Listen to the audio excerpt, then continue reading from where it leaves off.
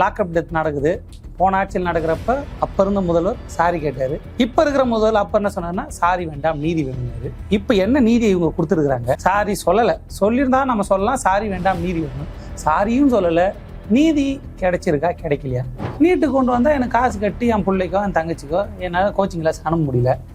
என்னங்க கஷ்டமாக இருக்கும். நீங்கள் எங்கே இப்போ டாக்டராக ஆசைப்படுறீங்க? நீங்கள் பிளம்பர் ஆகுங்க, கார்பெண்டர் ஆகுங்க, தொழிலை வளர்த்துங்கன்றாரு. அதுவும் எப்படி ஒரு அமைச்சர் சொல்றாரு, நீட்டை ஒழிப்போன்னு ஆட்சிக்கு வந்த ஒரு கட்சியோட அமைச்சர் சொல்றாரு. கேட்க நல்லா இருக்கு. இதுதான் நம்ம கிடைச்ச மாற்றம். 10 வருஷம் கழிச்சு ஊருக்கு வரோம், என்ன ஊர் மாறி இருக்கு, டெவலப் ஆயிருக்கு. விஜய் நான் ஆட்சிக்கு வந்தோன்னு எப்படி மாறிடுச்சு பாருன்றான். எனக்கு ஆச்சரியமா போயிடுச்சு. உடனே மெட்ரோ வேலை முடிஞ்சிருச்சு. எனக்கு அப்படியே அப்பா இப்படி ஒரு அறிவா, ஐயோ அம்மா இந்த அறிவு தான் எனக்கு வேணும். எனக்கு அந்த அறிவை நீ கொடுத்துட்றா, எனக்கு அந்த அறிவு இல்லைன்னு வருத்தப்பட்டேன். நீங்கள் நீட்டுன்னு கேட்குறீங்க. இப்போ நீட்டை அப்படி ஒரு பக்கம் இப்படி மெட்ரோ சைடு திருப்பணும்ல, இப்படி வாங்க கொஞ்ச நேரம் இதை பற்றி பேசுங்க. சும்மா நீட்டுன்றீங்க. அங்கே தான் இவர் தர்மேந்திர பிரதான் இது பண்ணிட்டாங்கல்ல. இப்போ நீங்கள் அதையே பிடிச்சின்னுக்கிறீங்க. அது தேவையில்ல, வேற கதைக்கு டைவர்ஷன் பாலிடிக்ஸ் மட்டும் தான். சூப்பர்ல அது. சில இடத்துல விடுதலை சிறுத்தைகள் கட்சி பதில் சொல்ல வேண்டிய அவசியமே இல்லை. தலைவராக இருக்கட்டும், கட்சிக்காரங்களாக இருக்கட்டும், இவங்க போய் பதில் சொல்ல வேண்டிய அவசியமே இல்லை. ஆனால் அங்கே சொல்கிறப்ப சரி இதுக்கு சொல்கிறாங்களே ஏன் இதுக்கு சொல்ல மாட்டாங்கன்ற கேள்வி தான். டிவிகே ஜெயிச்சதை தாண்டி இடதுசாரி அரசியலை இங்கே காணா போன வைக்கிறது. இப்போ நீங்கள் யோசிச்சு பாருங்கள், சங்கின்னு சொல்லி ரொம்ப நாள் ஆகுது, சாதி ஒழிப்பு பேசி ரொம்ப நாள் ஆகுது, பிஜேபி ஆர்எஸ்எஸ் பேசி ரொம்ப நாள் ஆகுது. அது யார் பேசிட்டு இருந்தாங்கன்னா கம்யூனிஸ்டுகளும் விடுதலை சிறுத்தைகளும் பேசி. இப்போ அவங்க பேசுறது இல்லை. அதனால அந்த பேச்சை இல்லாமல் போகுது. விசிகா போன்ற கட்சி பிஜேபிக்கு சிம்ம சொப்பனமாக இருக்குது. சொன்னார், தலைவர் சொன்னார், சேரிகளில் பிஜேபியை கால் ஊன்ற விட மாட்டேன்னு. அதன்படியே இன்னைக்கு வரைக்கும் இருக்கு. இந்த பேச்சோட நீட்சியாக தான், அவரோட எழுச்சியால தான் இன்னைக்கு வரைக்கும் சேரிகளுக்குள்ள பிஜேபி அந்த அளவுக்கு பெருசாக வர முடியாது, இல்லைன்னே சொல்லலாம். ஆனால் அந்த இடத்துல டிவிகே வருது. நீ டிஎம்கே பற்றி எதுவுமே கேட்க மாட்டியா? நான் அடிப்படையாக சில விஷயத்தில் வரேன். ஒரு எதிர்கட்சி தலைவர் நாளைக்கு முதல்ல சட்டசபையில் பேசுறப்ப சனாதனத்தை ஒழிப்போன்றது அது யாருக்கான ஒடுக்கப்பட்ட பிற்படுத்தப்பட்ட மக்கள். அப்ப தான் தோத்த பிறகுமே தான் எதிர்கட்சியா உட்காரும் போதும் தன்னோட கொள்கையில ஒரு கட்சி ரொம்ப நிலைப்பாடா இருக்கு, ஸ்டாண்ட்ல இருக்காங்க. அவங்க அதுக்கு முன்னாடி அப்படி சொன்னாங்க, இப்பயும் அப்படி சொல்றாங்க. அதன் அடிப்படையில் நம்ம கூட நிற்கிறோம், அதன் அடிப்படையில் பேசுறோம். ஆமா அப்படியே இருக்காங்க. என்னாச்சு அவருக்குன்ற ஒரு நினைப்புல தான் இருக்காங்க. நீங்க திரும்ப ஒரே வார்த்தை, நீங்க தனியா நில்லுங்க, எல்லா இளைஞரும் ஓடி நிக்க போறாங்க, அப்படித்தானே வந்தோம், அப்படித்தானே வருவாங்க. இன்னைக்கு வரைக்கும் உங்களுக்கு இணையான தலைவர் இங்கே யாரும் இல்லைன்னு எல்லாம் நம்புறாங்க. அப்போ திரும்ப வாங்க. நீ யாராவது கூப்பிட்டு இன்டர்வியூ எடுத்து கேட்கலாம் தானே? தாவேக்காரங்க யாரும் பேச மாட்டாங்களா? சூப்பராக பேசுவாங்க அவங்க. நமக்கு தான் புரியாது. எல்லாரும் நம்மளை தாண்டி கொஞ்சம் டீட்டெயிலாக விளக்கமாக பேசுவாங்க. நமக்கு அது புரியறதுக்கு ஒரு 2 ஜென்மம் ஆகும். தள்ளுபடி அத்தனை பேரும் அல்லம்படி 6 முதல் 60% வரை ஆடி தள்ளுபடியுடன் சூப்பர் சரவணா ஸ்டோர்ஸ், சென்னை, மதுரை, கோவை. வணக்கம் நண்பர்களே, இது அரண்சை. நான் மகிழ்ந்த நாம் சந்திக்க போகின்ற சிறப்பு விருந்தினர் நடுவிரல் புஷ்பராஜ் அவர்கள். அவர் நிகழ்ச்சியோட தொடக்கத்திலேயே என்ன வார போறதா சொல்லியிருக்கிறாரு. நானும் அதற்கு தயாராக இருக்கிறேன். வணக்கம். வணக்கங்க. வாரம் இல்லை, சீவம் இல்லை. நீங்க கேட்குற கேள்விக்கு ரொம்ப நேர்மையான பதில் சொல்ல போறேன். விஜய் ஆட்சி நான் நேர்மையான பதில் சொல்ல போறேன்னு சொன்னேன். யார மாதிரின்னு கேட்டீங்களா? யார மாதிரி? ஒரு ஜேர்னலிஸ்ட் மணி மாதிரி. எப்படி? அப்படியே இந்த பக்கம் பார்த்து பேசினு வேண்டாம், பார்த்துட்டு கூட்டா அவர் தான் இன்டர்வியூனா அவர் தான் ஞாபகம் வர்றாரு. சரி, மணி மாதிரியே மணி சமீபத்தில் அட்டன் பண்ணியிருக்கிற கேள்வி. அவர் பேசும்போது சொல்றாரு, இந்த ஆட்சிக்கு எந்த விதமான தகுதியோ அருகதையோ இல்லாம ஆயிடுச்சு. இது இவங்க கட்சியா நடத்துனாங்க, ஆட்சியா நடத்துனாங்க, இது கொள்கை இல்லாத ஒரு கூட்டம் இது அப்படின்னு மிக கடுமையாக சமீபத்துல அந்த நீட் ப்ரொட்டஸ்ட் அதை ஒட்டி கொடுத்த ஒரு பேட்டியில கடுமையா சாடி இருக்கிறாரு. என்னங்க சொல்றீங்க? அவரு அப்படி பேசினாரு. போன வாரத்துக்கு வேற ஒண்ணு பேசியிருந்தாரு. கேப்ரியல்கிட்ட கொடுத்த இன்டர்வியூல பேசி அதான் அவர் ஒரு பேச்சு எப்படி புரிஞ்சுக்கிட்டுன்னு தெரியல. போன வாரம் வேற ஒண்ணு பேசியிருந்தாரு. அதை பார்த்து நானே நிலைப்பாடு மாறி இருக்கலாம் இல்லையா? எப்படி ஒரு மனுஷனுக்கு ஒரு ஜேர்னலிஸ்ட் நிலைப்பாடு மாறிட்டே இருக்குது? அவர் பேச்சு சீரியஸா எடுத்துட்டு பேசணுமா? அந்த கேள்வி நீங்க சொல்லுங்க. ஆஸ் அ ஜேர்னலிஸ்ட் நீங்க சொல்லுங்க.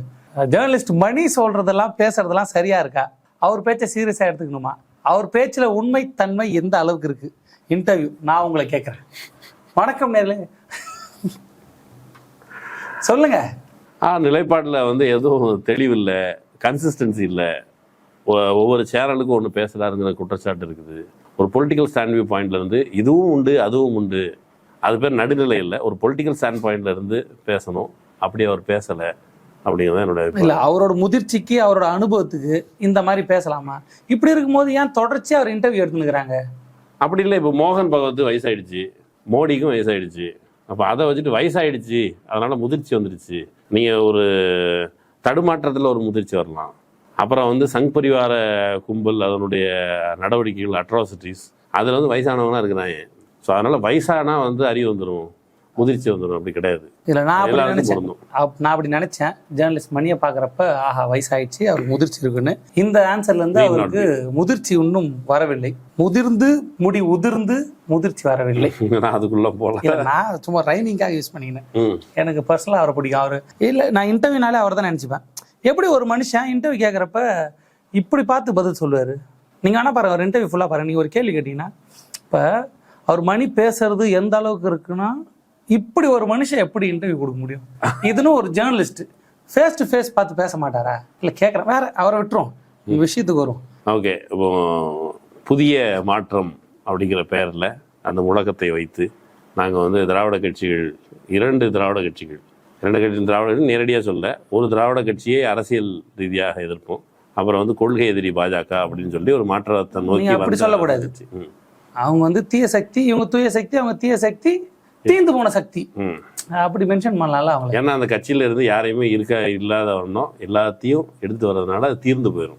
அந்த தீர்ந்து போற சக்தி என்ன சொல்றது, டப்பால ஏதாவது இருந்தா தானே அது வந்து நிரம்பி இருக்கிற சக்தியா இருக்கும். இல்ல இந்த ஆட்சி ரொம்ப இன்ட்ரெஸ்டிங்கா இருக்கு. என்னன்னா ஒரு இளைஞருக்கோ ஒரு வேலை இல்லாத ஆட்களுக்கோ பொழுதுபோக்கு நிறைய இருக்கு. இந்த ஆட்சினால நமக்கு என்ன கிடைச்சிருக்குன்னா நிறைய ரீல்ஸ் கிடைச்சிருக்கு. நீங்க பாருங்க, நான் கூட போடுறேன், எனக்கு ஆப்போசிட்டா ஒருத்தர் போறாரு, புதிய தொழில் முனைவோர்கள் உருவாங்க, நிறைய இன்ட்ரெஸ்டிங். அதுவும் பார்த்தா ஜாலியா இருக்கும். நமக்கு வெரைட்டிஸ் ஆஃப் ரீல்ஸ் கிடைக்கும், சீரியஸா கிடைக்கும், அழுகை கிடைக்கும், கோபம் கிடைக்கும், கொஞ்சம் எல்லாவிதமான சினிமாவில் இருக்க வேண்டிய இதெல்லாம் எல்லாமே மசாலா இருக்கும். முக்கியமா மிஷ்கின் படத்துல வர மாதிரி மஞ்சள் புடவை கட்டின ஆறுறது வரைக்கும் இருக்கும். நான் இந்த ஆட்சியில பாக்குறது அதுதான். ஏன்னா லாக்அப் டெத் நடக்குது.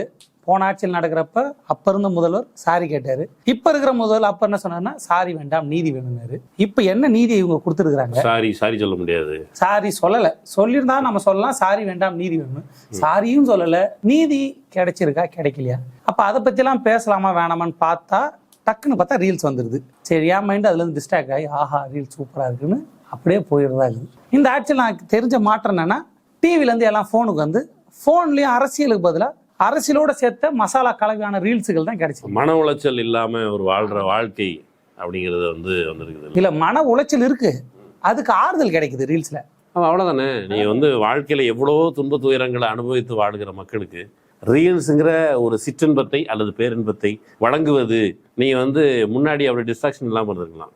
பெரிய ஒரு மன உளைச்சல்லே இருக்கிறதுக்கு பதிலா எதுக்கு நீங்க ரொம்ப கோபமாக இருக்கிறீங்க, கசிறீங்க? உங்களுக்கு அந்த ரீல்ஸ்லாம் பார்த்தா உங்களுக்கும் சிற்றின்பம் பேரின்பம் கிடைக்குதா? எனக்கு கடுப்பா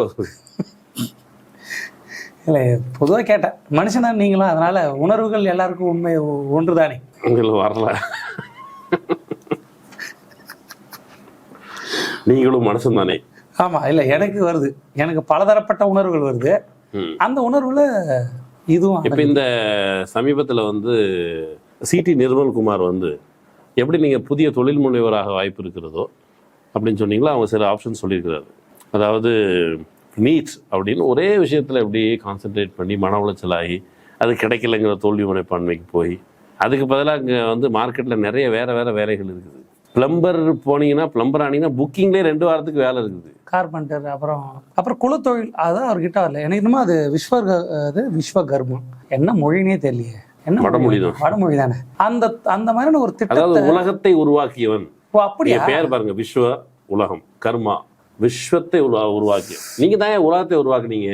நீங்க தான் ரோடு போட்டீங்க, நீங்க தான் கார்பெண்டர் வேலை பார்த்தீங்க, நீங்க தான் வீடு கட்டினீங்க, குளத்து வேலை பார்த்தீங்க, எல்லா வேலையும் பார்த்தீங்கல்ல.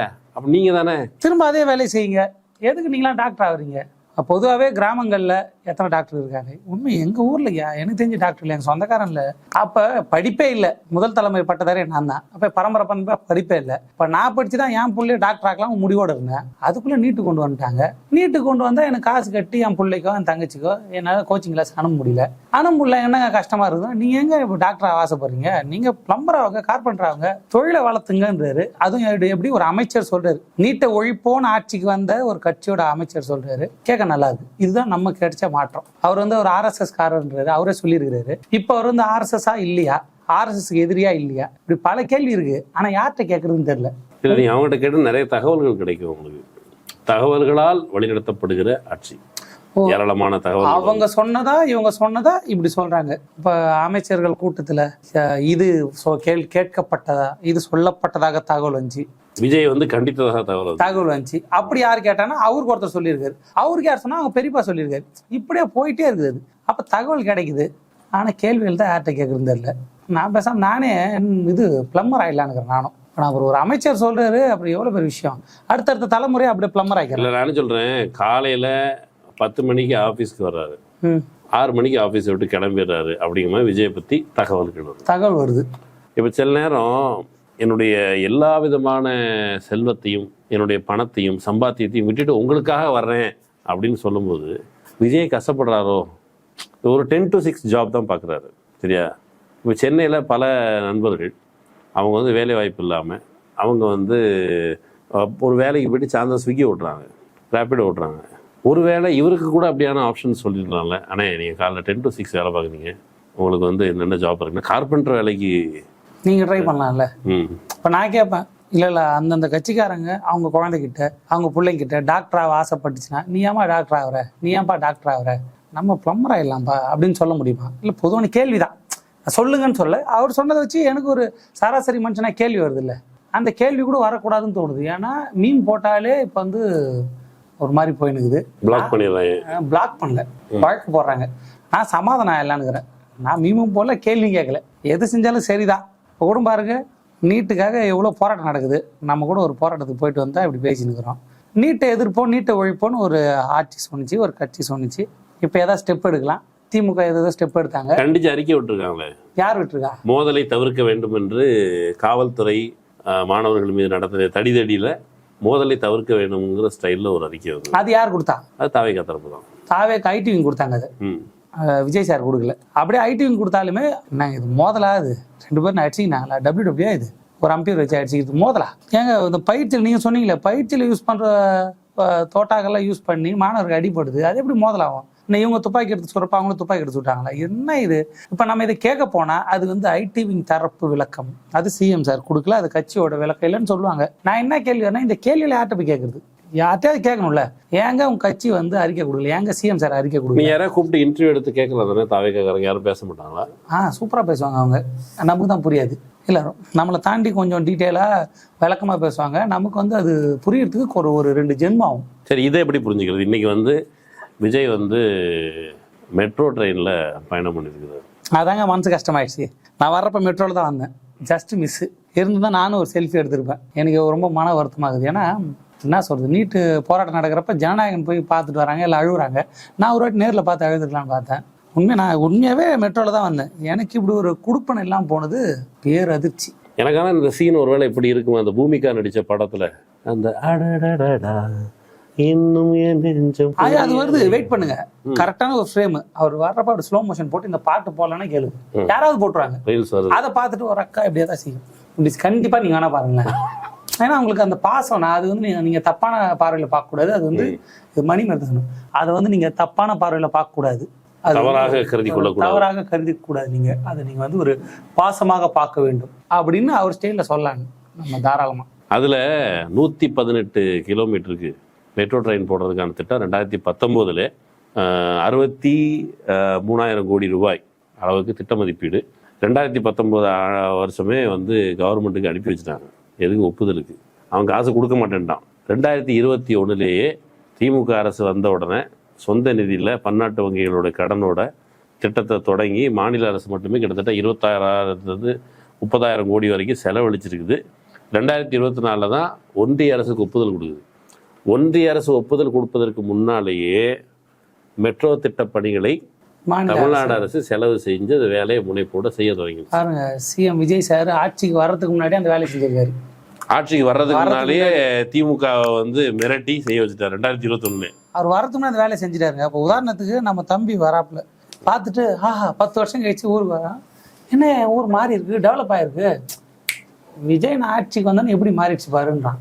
எனக்கு ஆச்சரியமா போயிடுச்சு. உடனே மெட்ரோ வேலை முடிஞ்சிருச்சு. எனக்கு அப்படியே அப்பா இப்படி ஒரு அறிவா, ஐயோ அம்மா இந்த அறிவு தான் எனக்கு வேணும், எனக்கு வந்து அந்த அறிவை நீ கொடுத்துட்றா, எனக்கு அந்த அறிவு இல்லைன்னு வருத்தப்பட்டேன். ஏன்னா பாருங்க, ஆட்சிக்கு வந்து 2 மாசத்துல அந்த ஊர் எப்படி டெவலப் ஆயிருக்கு. இப்படிதான் பேச வேண்டியதா இருக்குது இவங்ககிட்ட. இல்லை, இப்போ வந்து நிதி கேட்டால் நிதி கொடுக்கல. நீண்ட நாளாக தமிழ்நாடு அரசு செலவு பண்ணி பார்த்துருக்கு. இப்போ அந்த செலவில் ஒரு கொஞ்சம் காசை வந்து கொஞ்சம் கழிச்சிக்கங்க. ஏற்கனவே திட்டத்துக்கு வேலை பார்த்துருக்கோம்னா இப்போதான் அவனுக்கு பர்மிஷன் கொடுத்தேன், நீ அதுக்கு முன்னாடி செலவழிச்சு நாங்கள் பொறுப்பு இல்லை. நியாயம் தானே உனக்கு? நீ உங்க இஷ்டத்துக்கு நீ செலவு பண்ணுவ, நீ எடுத்து நாட்டுக்கு நல்லது பண்றேன்னு மெட்ரோ விடுவ, நான் அது காசு கொடுக்கணும், அதெல்லாம் முடியாது. வேணா விஸ்வகர்மா திட்டத்துக்கு ஒத்துக்கோ, புதிய கல்விக் கொள்கை திட்டத்துக்கு ஒத்துக்கோ, எல்லாமே தரோம் அப்படின்னு யாரும் சொல்லலை. ஆனால் கற்பனையில் சொல்கிறேன்னு வச்சுக்கலாம். ஏன்னா ஏதாவது சொன்னேன்னு சொல்லிட்டு இவனுக்கு கோவம் வந்துடுது. தர்மேந்திர பிரதான் தான் சொன்னா அப்படி.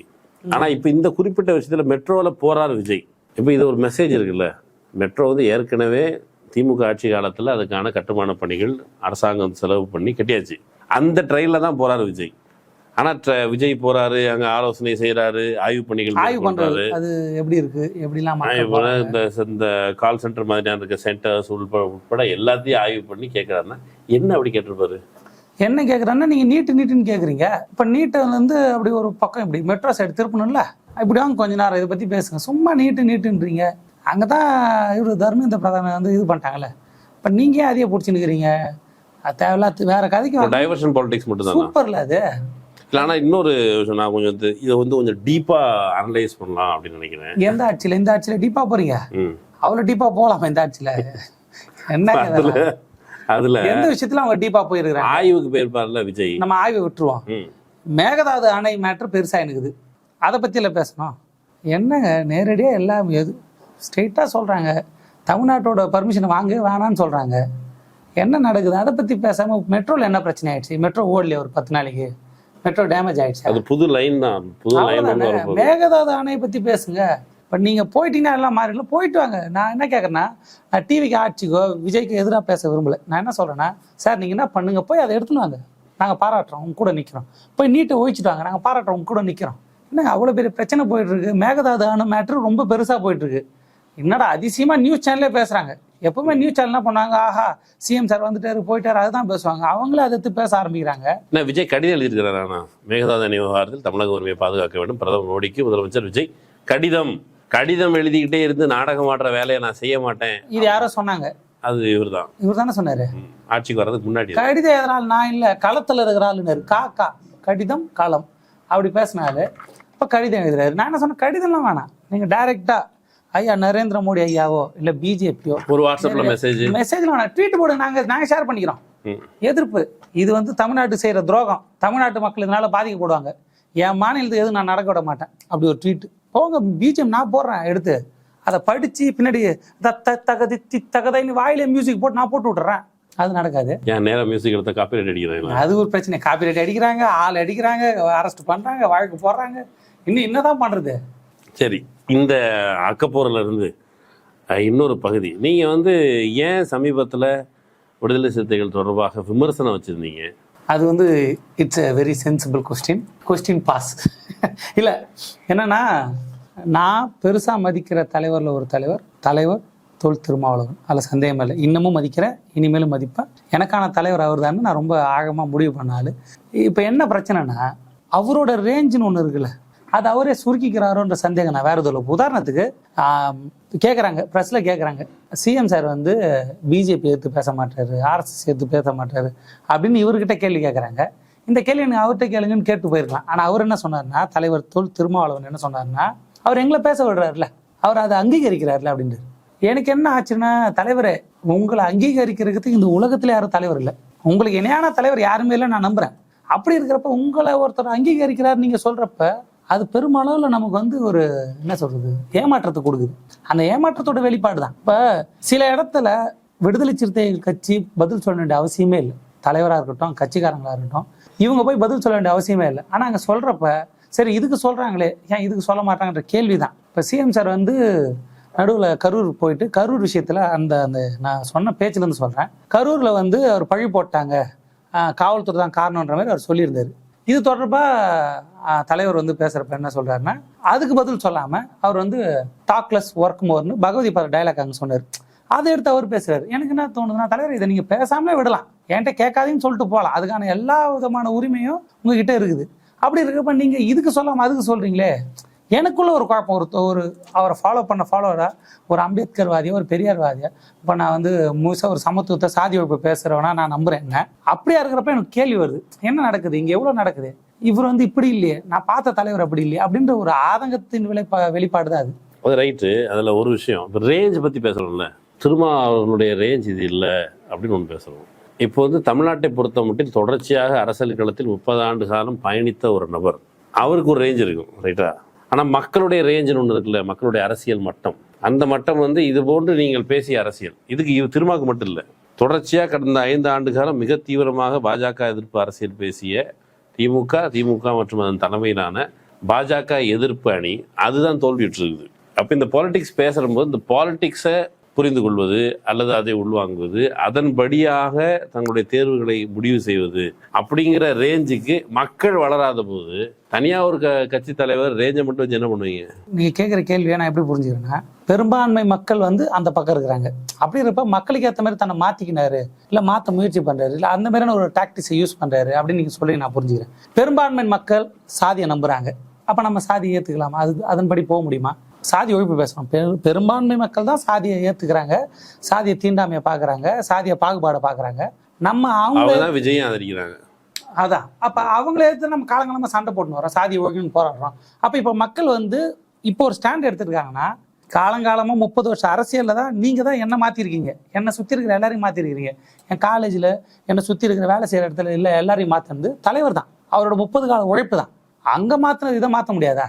இது என்ன அரசியல் தானே? இப்போ ஓட்டு அரசியல். இப்போ எலெக்ஷன் வருது, எலெக்ஷனுக்கான ஒரு யுக்தி அது வேற. எலெக்ஷன் முடிஞ்சிடுச்சு, அடுத்த 5 வருஷம் ஆட்சி நடக்குது. இந்த 5 வருஷத்துல மக்களை என்னவா மாற்ற போறோம்? மக்கள் அந்த பக்கம் போனதாக வச்சுக்கலாம். அப்போ அவங்களை திரும்ப கொண்டு வரத்தானே இது ஒரு யுக்தியா இருந்தா பரவாயில்ல, இது ஒரு யுக்திக்காக அவர் பயன்படுத்துறாருன்னா பரவாயில்ல. ஆனா இந்த மாதிரியான பேச்சு, அவர் என்ன அங்கீகரிக்கிறார்ல எங்களை அப்படின்றது, அதை ஏத்துக்க முடியல. அந்த பேச்சை நானும் ஏத்துக்கல. விஜய் வந்து திருமாவை அங்கீகரிக்கிற அளவுக்கு அவருக்கு வந்து அரசியல் நிலைப்பாடோ தெளிவோ எதுலையுமே இல்லை, உழைப்போ அப்படிலாம் இல்லை. ஒரு நடிகர். நான் வந்து திருமாவை ஒரு நடிகராக இருக்கிறேன், திருமா வந்து இந்த படத்தில் நடிச்சிருக்கிறாரு அப்படி ஏதாவது சொன்னாருன்னா கூட, ஏன்னா நடிப்புல ஒரு சீனியர், அரசியலை பொறுத்தளவுக்கு அவர் ஒரு ஸ்டார் கேண்டிடேட் தான். திருமா வந்து ஒரு ஸ்டார், அது வந்து வெற்றிகரமான ஸ்டார். இப்போ சூப்பர் ஸ்டார்கள் அப்படின்னு வரிசையை வச்சா அரசியல் அவருக்கு அந்த பங்கு உண்டு. ஆனா அவர் வந்து விஜய்கிட்ட இதை எதிர்பார்க்க வேண்டிய தேவை இல்லை. அந்த இடத்துல தான் பர்ஸ்ட் அவுட் ஆகி இப்படி ஒரு கேள்வி எழுப்புறோம் நம்ம. ஏன்னா நீங்க தொடர்ச்சியா கேள்வி எழுப்புறீங்க. இப்போ வந்து நான் கேட்க விரும்புறது, இப்படியான கேள்வி எழுப்புவர்கள் இருக்காங்கல்ல, அது திரும்ப ஆதரவாளர், திரும்ப கட்சிக்காரங்க, விடுதலை சிறுத்தைகள் கட்சின்னு இப்படி கேள்வி எழுப்பவங்க ரொம்ப சொற்பமாக தானே இருப்பாங்க. மற்றபடி இருக்கிற இந்த செட்டப்பு, புதுசாக வந்திருக்கிற அதிகாரம், அதாவது அதிகார பயிர்வு, இந்த வட்டத்துக்குள்ளே நம்மளை அட்ஜஸ்ட் பண்ணிக்கிட்டு நம்ம எங்கே இருக்கிற இடம் தெரியாமல் இருந்துட்டு போகணும்னா பெரும்பான்மை பட்டியல் சாதியினரும் கூட அப்படிதான் நினைப்பாங்க. அதில் தலைவர் மட்டும் தனியாக யூனிக்கார முடிவு எடுத்துட்டு மக்களிடமிருந்து அந்நியப்படுவது, இப்போ வந்து இந்த அரசியல் சூழல் வந்து நீங்கள் தாவைக்கோட கூட்டணி வைக்காமல் தவிர்க்க முடியாதுங்கிற மாதிரியான சூழல் அவங்க கிரியேட் பண்ணியிருக்கு. அப்போ அவங்க வந்து ஏன் இதை கன்சிடர் பண்ணியிருக்க கூடாது? என்ன அதில் பெரிய பிரச்சனை? மக்களிடம் வந்து அந்நியப்பட்டு தான் விடுதலை சிறுத்தை உருவாச்சு. மக்கள், பெரும்பான்மை மக்கள் சில விஷயத்த நம்பினாங்க. அது நீங்கள் சொன்ன மாதிரி கூட இருக்கிறவங்களும் சாமி கும்பிட்டாங்க, கூட இருக்கிறவங்களும் தீ மிதிச்சாங்க, கூட இருக்கிறவங்களும் அவங்களுக்குள்ளே இருக்கிற முரண்பாடுகளோடு இருந்தாங்க. அதுலேருந்து அந்நியப்பட்டு தான் சமத்துவத்தை நோக்கி, சாதி ஒழிப்பு நோக்கி, விடுதலை நோக்கி ஒரு கட்சி உருவாகுது. அப்போ எப்பவும் மக்கள் வந்து அந்நியப்படுறதான விடுதலை நோக்கி போகிறது. இப்ப கட்சியில இருக்க எல்லாருமே போயிட்டாலுமே கட்சியோட ஈர்ப்பு சக்தி தலைவர் தான். அவர் வந்து தானே இளைஞர் சேர போறாங்க. ஒரு பொது சமூகத்தோட தலைவர் தோல் திருமாவளர்கள் கட்டமைக்கப்பட்டுட்டு அவர் கட்டமைச்சிட்டாரு தன்னைத்தானே. எலெக்ஷன் முன்னாடி வரைக்கும் பொது சமூகத்தோட தலைவர் எல்லா மக்களும் ஏத்துக்கிட்டாங்க. எல்லா மக்களும் ஏத்துக்கிட்ட பிறகு இப்போ ஒரு நிலைப்பாடுனால ஒரு சின்ன சலசலப்பு வருது, சின்ன கேள்வி வருது. அவரோட பேச்சுகள்ல எனக்கே முன்ன பின்ன ஐயோ என்ன இப்படி பேசுறான்னு தோன்றது இல்லை. அப்ப எனக்கு தோன்றப்ப மக்களுக்கும் தோணுது இல்லை.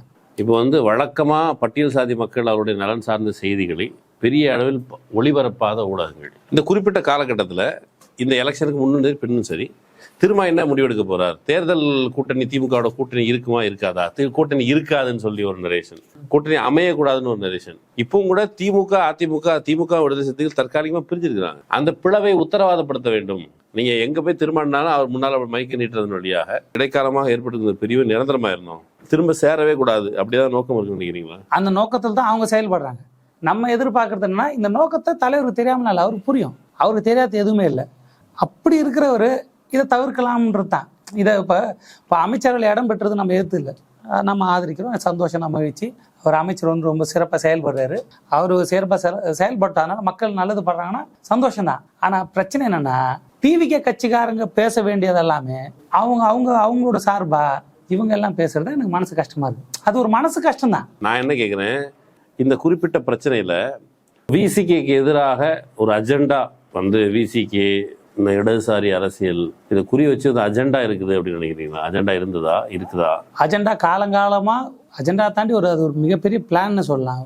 இந்த எலெக்ஷனில் ரிசல்ட்டாக நம்ம வந்து டிவிக்கே ஜெயிச்சதை தாண்டி இடதுசாரி அரசியலை இங்கே காணா போன வைக்கிறது. இப்போ நீங்கள் யோசிச்சு பாருங்க, சங்கின்னு சொல்லி ரொம்ப நாள் ஆகுது, சாதி ஒழிப்பு பேசி ரொம்ப நாள் ஆகுது, பிஜேபி ஆர்எஸ்எஸ் பேசி ரொம்ப நாள் ஆகுது. அது யார் பேசிட்டு இருந்தாங்கன்னா கம்யூனிஸ்டுகளும் விடுதலை சிறுத்தைகளும் பேசினாங்க. இப்போ அவங்க பேசுறது இல்லை, அதனால அந்த பேச்சை இல்லாமல் போச்சு.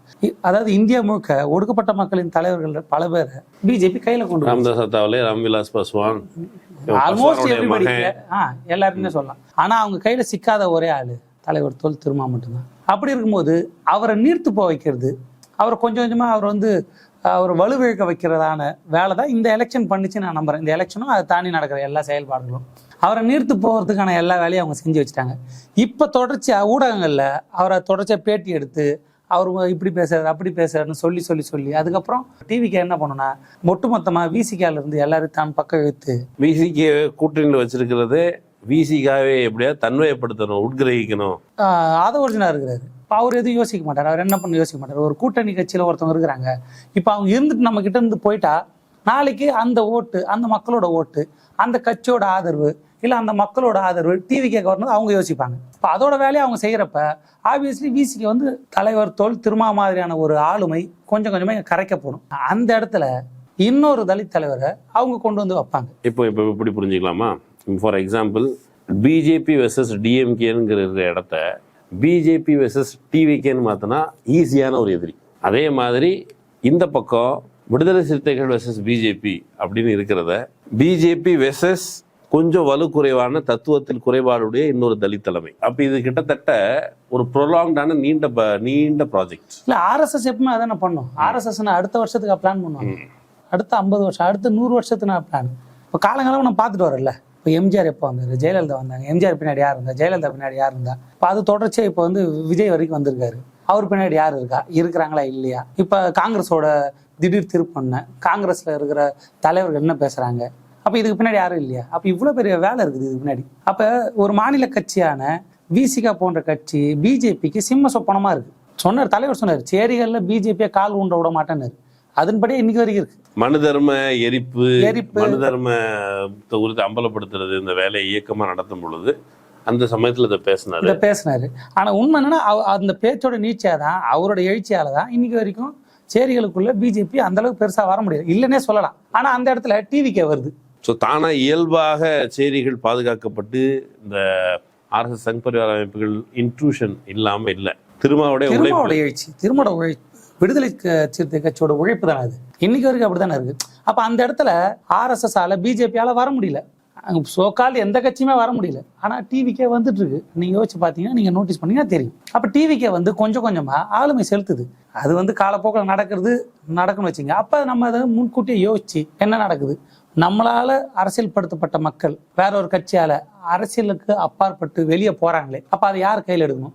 நம்மளோட இந்த நிலைப்பாடு, நம்மளோட இந்த சரிவு, நம்மளோட இந்த வீழ்ச்சி யாருக்கு வலு சேர்க்கும்? இதை வந்து தலைவருக்கு தெரியாம இல்ல, மேபி தலைவர் சிச்சுவேஷன் வேறையா இருக்கலாம், அவரோட நிலைப்பாடு, அவர் சூழல் வேறையா இருக்கலாம். நம்ம அதுக்குள்ள தெரியாது, எனக்கு தெரியாது. நான் அவரோட ஃபாலோவரா, நான் அவரை ஒரு தலைவரை ஏத்துக்கின காலகட்டத்தில இருந்து இப்போ வரைக்கும் அவரை பார்த்துட்டு இருக்கேன். அவருக்கு என்னோட ஆதங்கத்தை தெரிவிக்கிறேன். தலைவரே, உங்களை நீர்த்து போக வச்சு இதுக்கு பின்னாடி பெரிய தமிழ்நாட்டை கைப்பற்ற பார்க்கிறது ஒரு சங்கி கூட்டம்.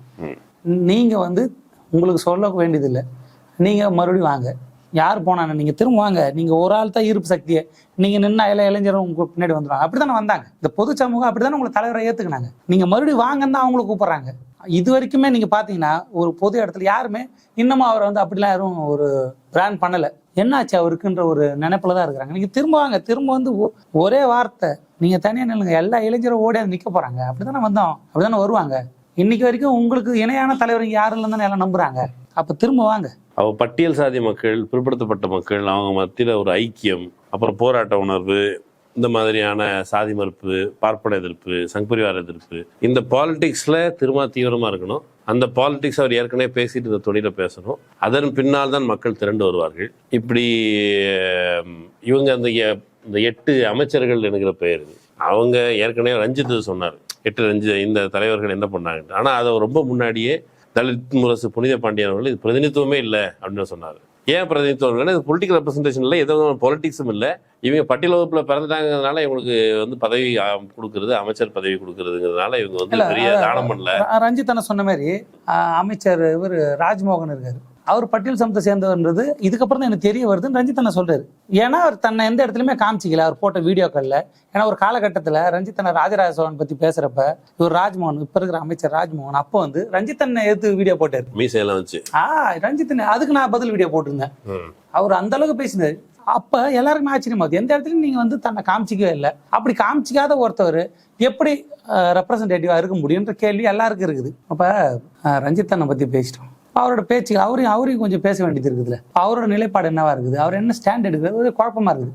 அந்த மேடையில் போய் பேசுறது நல்ல விஷயம் தான், ஆனால் சிஎம் பேசல, விஜய் சாரை பத்தி பேசல, ஆட்சியை பத்தி பேசல, இந்த தலித் அமைச்சர்கள் இப்படி கேட்குறப்ப இங்கே ஒரு ஆணவ கொலை, ஒரு காதல் ஜோடி மர்மமான முறையில் தூக்கில் தொங்கப்பட்டிருந்தாங்க.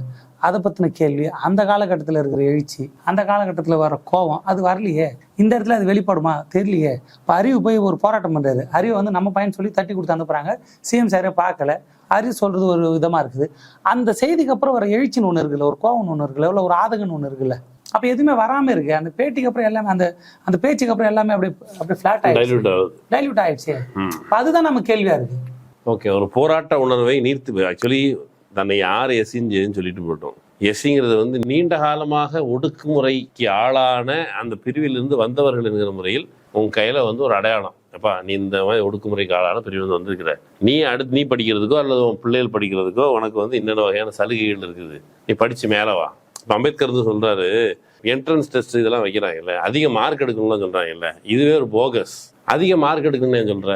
அவன் இவ்வளோ கஷ்டப்பட்டுட்டு இருக்கான், அவனுக்கு வந்து நல்ல படிப்பு நல்ல விளக்கு எதுவுமே இல்லை, அவனை போய் நல்ல மார்க் எடுத்தாதான் அவனை நான் அங்கீகரிப்பேன்னு சொன்னா, நீ படிக்கிற அந்த பையன் ஒரு மினிமலான மார்க் எடுத்துட்டா கூட அவனுக்கு ஒரு அதிகாரி ஆவதுக்கான வாய்ப்பு வழங்கணும்.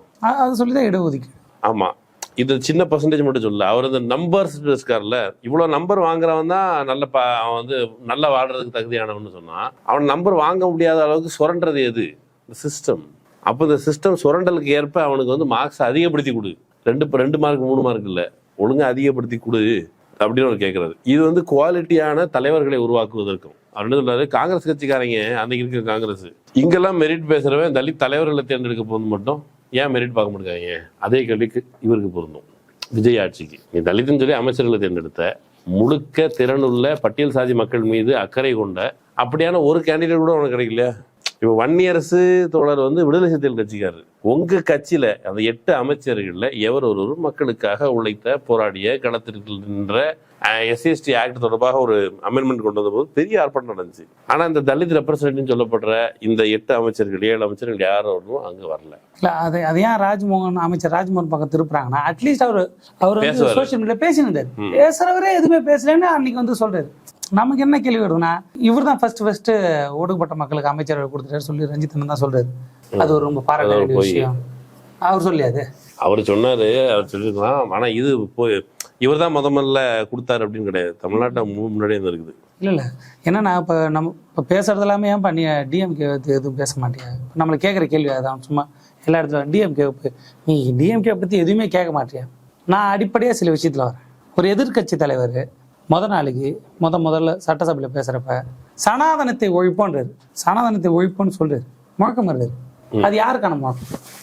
இருக்கிற ஒடுக்கப்பட்ட மக்கள், பிற்படுத்தப்பட்ட மக்கள். அப்ப தான் தோத்த பிறகுமே தான் எதிர்கட்சியா உட்காரும் போதும் தன்னோட கொள்கையில ஒரு கட்சி ரொம்ப நிலைப்பாடா இருக்கு, ஸ்டாண்ட்ல இருக்காங்க. அவங்க அதுக்கு முன்னாடி அப்படி சொன்னாங்க, இப்பயும் அப்படி சொல்றாங்க. அதன் அடிப்படையில் நம்ம கூட நிக்கிறோம், அதன் அடிப்படையில் பேசுறோம். ஆமா, அப்படியே இருக்காங்க. இப்ப சனாதனத்தை ஒழிப்போன்னு சொன்னதுக்கு அவருக்கு பெரிய எதிர்ப்பு கிளம்புது. அப்ப அவர் கூட யார் நிக்கணும்? அப்ப அவர் கூட யாருமே அப்ப நிக்கலையே, நின்று இருக்கணும்ல.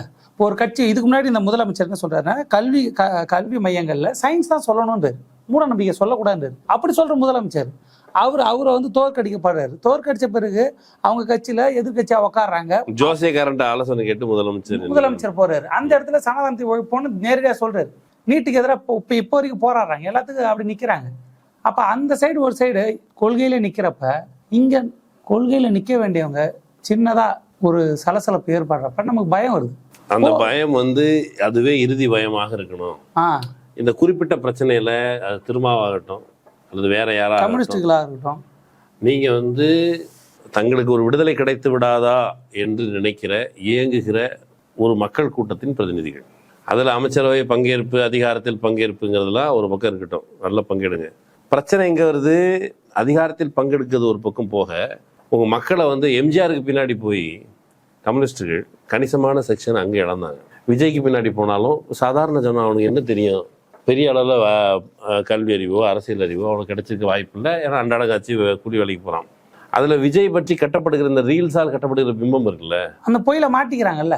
கண்டிப்பாக மனுஷன் தானே, அவங்க வேலை இருக்கும், அவங்க ரொம்ப பிஸியாக இருப்பாங்க, அவங்க உழைக்க மக்கள், அவங்கள வந்து நம்ம வந்து நீங்கள் பொய்யை நம்புறீங்க கேட்க முடியாது. அவன் சாப்பிட்ற நேரத்தில் ஃப்ரீயாக இருக்கிற நேரத்தில் பார்க்குறான், அதை ஆராய்ச்சி பண்ணுற அளவுக்கு அவன் நேரம் கிடையாது, அவனுக்கு அந்த அளவுக்கு இதில் ஈடுபாடு இருக்காது. அப்போ அவங்ககிட்ட அவன் பொய்யை நம்புறான், நம்பி அந்த இடத்துல இருக்கான். அது பொய்யின்னு உடைக்க வேண்டியது யாரோட பொறுப்பு? நம்ம பொறுப்பு தான். அந்த வேலையை தான் நான் செய்யணும், அந்த வேலையை தான் செய்யணும்னு நினைக்கிறேன். அது என்னென்ன ஐடிவிங்கோ, திமுக ஐடிவிங்கோ, அல்லது சிபிஎம் ஐடிவிங்கோ, அல்லது சிபிஐ ஐடிவிங்கோ, பிசிகே ஐடிவிங்கோ, ஃபார் தட் மேட்டர் ஐயுஎம்எல் ஐடிவிங்கோ, எதுவாக இருந்தாலும் இந்த பொய்களை அம்பலப்படுத்துகிற ஒரு போலியான பிம்பத்தை அம்பலப்படுத்துகிற வேலையை செய்யணும். 10 வருஷம் எம்ஜிஆர் ஆட்சியில் இருந்தபோது தமிழ்நாடு ரொம்ப அதால பாதத்தில் இருந்துச்சு. திரும்ப அதுக்கான ஒரு சொல்றேன், இன்னைக்கு வரைக்குமே எம்ஜிஆர் ஆட்சி கொடுப்போன்னு எல்லாம் பேசுறாங்க. இப்ப நீங்க அதில் பாதாளத்தில் இருந்துருந்தீங்க, இப்போ விஷயம் தெரிஞ்சவங்களுக்கு எல்லாம் தெரியும். பொதுமக்களுக்கு எம்ஜிஆர் ஆட்சியா இப்போ வரைக்கும் அவர் பேசுறாருல்ல. அப்ப எம்ஜிஆர் ஆட்சி அதுல பாதாளத்தில் இருந்தது. ஆனா மக்களுக்கு அது என்ன, மூத்த பத்திரிகையாளர்கள் யாரும் இந்த விஷயத்த சொல்றதே இல்லை. கட்டமைக்கப்பட்டதுல இப்ப இருக்கிற ஃபேக் நியூஸ் தான் அப்பயும் ஃபேக் நியூஸா இருந்தது. அப்ப மக்கள் மனசுல ஆயிடுச்சு. இப்ப வரைக்கும் அது ஒர்க் ஆகுது இல்ல. அப்ப இவர் இப்ப கட்டமைக்கப்படுற ஃபேக் நியூஸ்லாம் இன்னும் 10 வருஷம் கழிச்சு ஒர்க் ஆகும் இல்ல.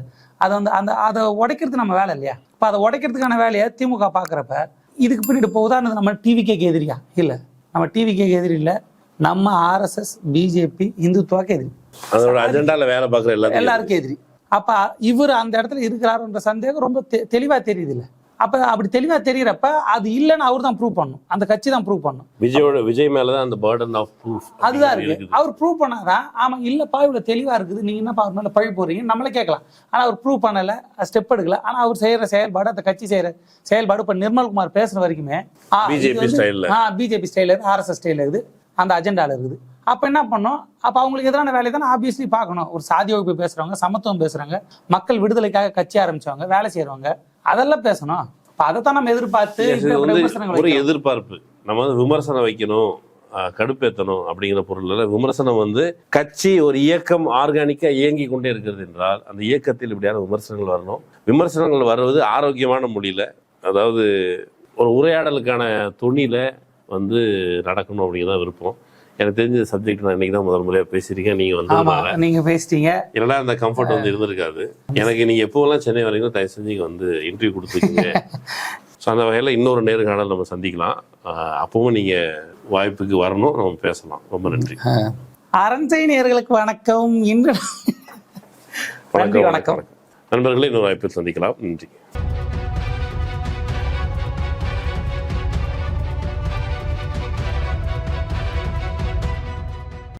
ஆதிரை புத்தக வடிவில் திரைக்கதை. புத்தகத்தை பெற டிஸ்கிரிப்ஷனில் உள்ள எண்ணிற்கு வாட்ஸ்அப் செய்யவும்.